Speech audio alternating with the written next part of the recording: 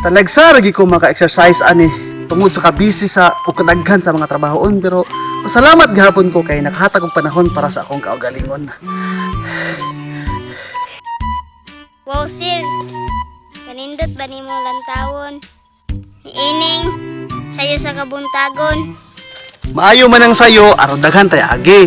Sama ra gina sa gugma ang nakapait kay sayo pug kunya gipagpalit.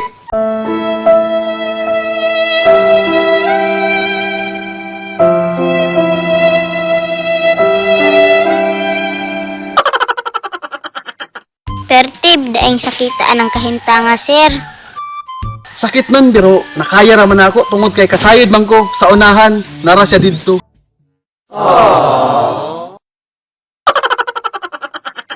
Umaasa pa day ang puso. Basta buhi pa ang pinitik sa kasing-kasing siya ra.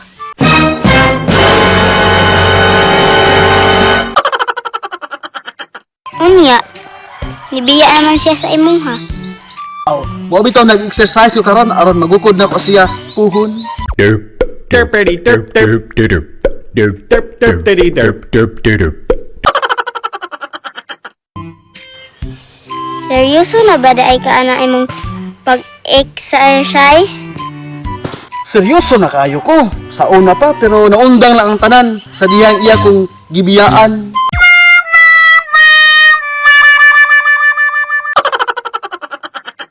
Hilak mood, pudayon ka.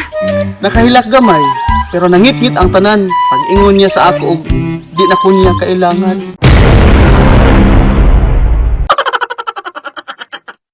Wa daay nimo gipugngan.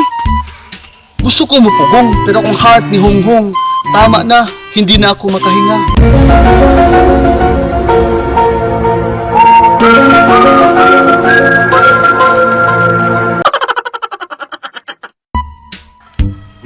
So, imo na lang siyang gilit go.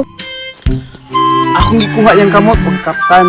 Ug ako siyang giingnan. Nakita na ko sa kapalaran. Ug muadto ka sa uban, ikaw ray binuangan.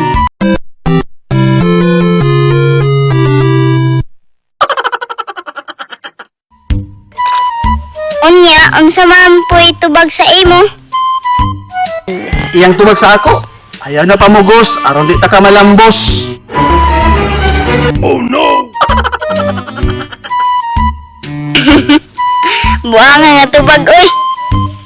Pero sa giinaanak ko, ako nakasayod. Akong gugma sa iya, di masukod. So karon, grabe nimong pagmahay. Naay pagmahay gamay, pero wala man ko'y mahimo. Kung siya jud mo palayo.